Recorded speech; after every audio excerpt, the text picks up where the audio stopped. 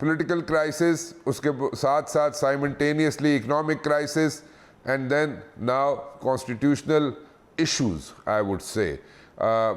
Where are we heading towards, जी? राणा साहब, आपने आता तो कम क्राइसिस का किया है। इससे बड़ा जो आपका क्राइसिस आ रहा है, एक आपकी जीरो क्रेडिबिलिटी आपकी इस वक्त माशाल्लाह हुकूमत की है।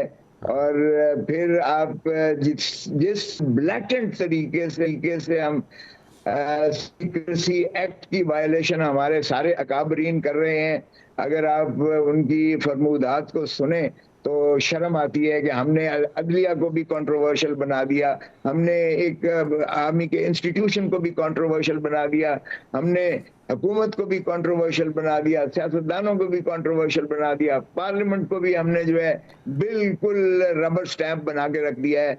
यार, जमहूर किधर जाए, रियासत किधर जाए, अवाम बेचारी किधर जाए, जिनके लिए सारा ये निज़ाम है, जो रियासत के असल वारिस और मालिक और हुक्मरानी का हक रखते हैं, वही बेचारे ना तो उनको वोट का हक दिया जा रहा है और ना उनको असेंबली में बनाने का हक दिया जा रहा है, ना असेंबली से उस बाद माखज जो हुकूमत बननी है वो बनाने का हक दिया जा रहा है। राणा साहब, आपको खिताब मिलना चाहिए, लेकिन खिताब जरा ये भी देख ले, इन लोगों को भी खिताब दें जो इस वक्त जिन्होंने सारे चक्कर डाल के रिगमरोल करके सबको बेवकूफ बना के टॉक शो सुने, तो सारे इसी पर हैं कि ये क्या होगा, उसने खजाना पैसे देने से इनकार कर दिया है। डिफेंस मिनिस्ट्री ने खैर से एक सुप्रीम कोर्ट में दे दी है दरखास्त के जनाब ये अक्टूबर में ही इलेक्शंस करवाएं, हम ये 4 लाख की जो है नफरी, चाहे वो रेंजर्स की शक्ल में हो या आर्मी की शक्ल में हो, हम स्पेयर नहीं कर सकते, तो उनसे कहलवा दिया गया। खैर से माशाल्लाह हमारे वजीर दाखिला तो दबंग किस्म के, वो पंजाबी में हमारे जो कहते हैं बड़कबाज हैं, जो कहते हैं कि जो मर्जी कर लो, इलेक्शन नहीं कराना असी, यानी वो तज़हीक करने का उनको ठेका मिला हुआ है। सुप्रीम कोर्ट को वो जितना मर्जी लताड़ लें, जितना मर्जी वो आइन की खिलाफ वर्जी कर ले, और ये हमारी रियासत खुद आजाद है के वफाकी गुजरा का आलम है। यार, पंबा कुजा कुजा नेहम, कौन कौन सी चीज आपके सामने मैं बयान करूं, ये अब तो रोना भी नहीं आता, अब तो हंसी आती है। यहाँ पे क्राइसिस रहेगा, फिर भी कोर्ट जो होगी वो कहेगी जी हमारे फैसले जो है उसको माना जाए, या you see something else happening दी? राणा साहब, हल है और बहुत खूबसूरत हल है। आपकी नीयत ठीक हो जाए, आप अपना धरती माँ से प्यार करना शुरू कर दो, आप अवाम से जो है, आप अपने खोल से निकलो, अपनी जात से निकलो, अपनी ईगो से निकलो, कंटेनर से उतरो। अगर आपकी नीयतें ठीक हैं, कसम खुदा की इस जैसा खूबसूरत मुल्क नहीं है और कोई मुआशी बहरान नहीं आ सकता आपके ऊपर। आप एक एग्रीकल्चरल ऐसा खूबसूरत आपका जो है खित्ता है कि ये सारे हिंदुस्तान को फीड करता था, और आज आप भिखारी बन के उसी खित्ते में से आप जो है गंदम इंपोर्ट करने पर मजबूर हो, और दीगर अजना से खुर्दनी आप इंपोर्ट कर रहे हो। ये हमारी नीयतें बदकिस्मती से, अगर हम अपनी तजोरियां भरेंगे, अगर हम पार्कलैंड व्यू के दुनिया के अमीर तरीन फ्लैट्स में रहेंगे और कहेंगे कि ट्रेल तो जाओ, जो मर्जी करना है हमारा कर लो, और अगर इस तरह की हम बातें करेंगे और फिर हम कहेंगे कि जब तक नवाज शरीफ नहीं आएगा इलेक्शन नहीं होगा, खून रेजी हो जाएगी, लेकिन उनके आने के बगैर जो है, उनके शमूलियत और शराकत के बगैर इस मुल्क में इलेक्शन नहीं हो सकता। अगर ये वफाकी वजीर धमकियां देंगे और on the floor of the house खड़े होकर कहेंगे, राणा साहब रहम करो, इस मुल्क धरती माँ पर रहम करो। यार, माँ से कोई ऐसा सलूक करता है जो हम अपने पाकिस्तान की सरजमीन से, अपनी पाकिस्तान की आवाम से, अपनी पाकिस्तान की रियासत से कर रहे हैं। नीयतें हमारी बदकिस्मती, नीयत क्या है कि हमने नहीं करवाना है। सर, नीयत तो बिल्कुल ऑब्वियस है, नीयत तो सामने दीवार पे लिखा है, it's written on the wall, Khosa साहब के इलेक्शन नहीं कराना। वो तो सामने नज़र आ रहा है। बट माई पॉइंट इज कि जेड़ी भी हुकूमत आएगी उसके कोल वे फॉरवर्ड है वे, क्योंकि चोरी चकारी जो भी इल्ज़ामात हैं ये तो 30-35-40 साल से लग रहे हैं।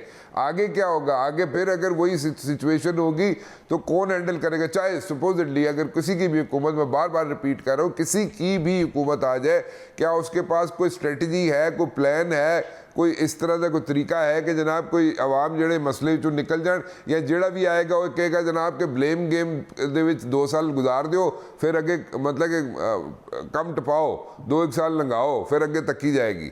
बताइए, यहाँ पे तो पॉलिटिक्स चल रही है ना खोसा साहब। नहीं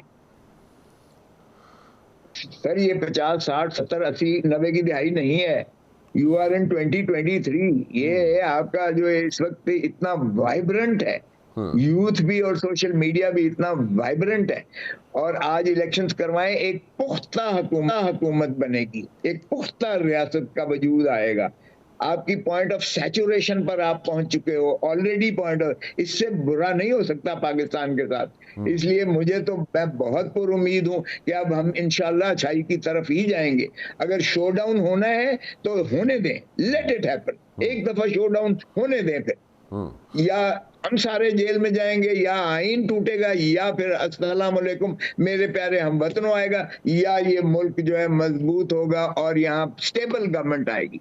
आज इलेक्शन करवाएं, स्टेबल गवर्नमेंट आएगी, और यही इसका हल है। स्टेबल गवर्नमेंट को आने दे, वो अपना आजादाना तौर पे फैसले कर सके, और इंतकाम की तरफ नहीं जाना चाहिए। जहां हमने एक दफा रानी शहीद बेनजीर भुट्टो ने मई 2006 में जब मुंदबित किया था मिसाक जमहूरियत, तो आइए एक मिसाक मईशत भी हम जो है इसको भी मुंदर्ज करें और मुंदबित करें, ताकि तसलसल रहे एक हर चीज में। देखें, हुकूमतें आती जाती रहेंगी, रियासत ने रहना है, हमसायों ने भी रहना है। यहाँ इंडिया भी रहेगा एक साइड पे और अफगानिस्तान भी रहेगा। हमारी फॉरेन पॉलिसी भी ऐसी होनी चाहिए कि हम हर वक्त जो है इसी तरह जिहाद की कैफियत में न रहें। कभी ज़रब अज़ब है और कभी जो है दूसरी जो है ऑपरेशंस हैं। हमें देखें, जब तक आप रियासत को मां समझ के और रियासत को ये समझेंगे नहीं कि इन हमसायों ने भी रहना है, सारी ये खित्ता से पाकिस्तान कहीं उड़ के कहीं और नहीं चला जाएगा। तो हमने अपने खित्ते में भी देखना है, बैनुल अक़वामी तौर पर भी।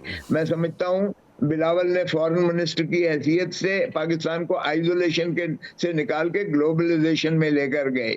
अब आपको सारों को मिल बैठकर, मेरे ख्याल में अगर सियासत बैठे और जमात इस्लामी एक काविश कर रही है, कोशिश कर रही है, अल्लाह करे कि सैनिटी प्रिवेल करे, इमरान खान कंटेनर से उतरें और ये अपनी ईगो से और ये जबान इस्तेमाल करना ये बंद कर दें कि जो ये फितना और फलाना। अल्लाह का वास्ता है, मुझे शर्म आती है जब इस तरह की बातें करते हैं और इस तरह के खिताबात और अलकाबात देते हैं। बिल्कुल ठीक है खोसा साहब। देखिए राना साहब, मैंने एक round table conference of eminent lawyer, senior तरीन पाकिस्तान के जूरिस्ट और वकला का मैंने करवाया यहाँ लाहौर में। जी। और आपने देखा कि उसमें पाकिस्तान के जितने सीनियर तरीन वकील थे और जिन्होंने, और मुख्तलिफ पार्टियों से, सिर्फ काले कोट का ताल्लुक एक कॉमन था, बाकी हर मकतबा फिक्र था और उसमें हर पार्टी से भी मौजूद थे। और सभी ने कहा कि आइन के बालादस्ती के लिए, आइन पर अमलदारी के लिए हम शीशा पिलाई दीवार की तरह चीफ जस्टिस ऑफ पाकिस्तान के पीछे खड़े होंगे, क्योंकि chief justice of Pakistan pater familias कहते हैं। Pater familias means he is father of the judiciary. हम जुडिशरी का हिस्सा होते हैं, वकील जो है, वी आर, एक ही गाड़ी के दो पहिए होते हैं, जज और वकला। So he is father of the lawyer legal fraternity as well as the entire judiciary of Pakistan. तो हम अपने बाप के पीछे खड़े हैं। धरती माँ को तो हमने जो है बिल्कुल, हम उसके तो हम खून का आखिरी कतरा भी देने के लिए तैयार हैं पाकिस्तान की अजमतों की खातिर, लेकिन इस पर आंच नहीं आने देंगे। सो हमारा ये है कि एक मिनट खोसा साहब, क्या आप जो है जो एफर्ट कर रहे हैं आप, ये तो फिर उसी तरह की कोई रेपिटिशन तो नहीं होने जा रही जैसे मुशर्रफ साहब के दौर में इफ्तिखार चौधरी साहब की एक चली थी, वो उस तरह की एफर्ट कोई कर रहे हैं आप? उस तरह की कोई इनिशिएटिव लेने चाह रहे हैं आप? ये होगा अगर इस पर अमल देखिए, मैं यही आपको बताने जा रहा हूं कि या सुप्रीम कोर्ट रहेगी इस मुल्क में, अगर अमलदारी अपने हुक्म पर फैसले पर नहीं करवाती तो फिर सुप्रीम कोर्ट नहीं है, खत्म हो गई। फिर इसका मतलब है अदलिया कोई अदालत नहीं है इस मुल्क में, निजाम, फिर आइन भी कोई नहीं है, फिर एक हम बनाना रिपब्लिक से भी बदतर स्टेज पर चले जाएंगे।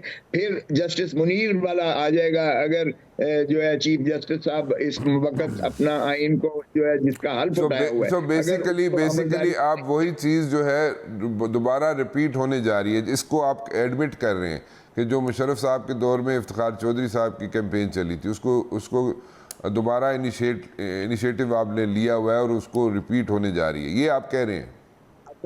अगर ये इस पर अमलदारी नहीं होती आइन पर, तो फिर क्योंकि आइन अगर अमलदारी नहीं होती है, रूल ऑफ लॉ नहीं है, अदलिया की तज़हीक होती है, अदलिया पर के फैसलों पर अमल नहीं होता है, तो फिर हमारे काले कोड का भी कोई वजूद नहीं रहता है, और फिर इस कानून की बालादस्ती और आइन की हुक्मरानी ये कहना छोड़ दें। बात सुने राना साहब, जरा रियासत, बाबा शहीद जुल्फ़िकार अली भुट्टो का ये तुर्रा इम्तियाज है, उसने सभी को इकट्ठा करके एक मुतफ़िका आइन दिया, और उस आइन में उसने अपने मंशूर जो था कि ताकत का सरचश्मा अवाम है, उसने मुंज़बित किया आर्टिकल 7 में कि हक़ हुक्मरानी अल्लाह ताला की ओवरऑल, उसके बाद अवाम उन्नास को है, और अवाम उन्नास ही को जो है आर्टिकल 7 में रियासत ठहराया, यानी ऊपर से लेकर नीचे तक, डिस्ट्रिक्ट काउंसिल से, डिस्ट्रिक्ट गवर्नमेंट से लेकर सूबाई हुकूमत से लेकर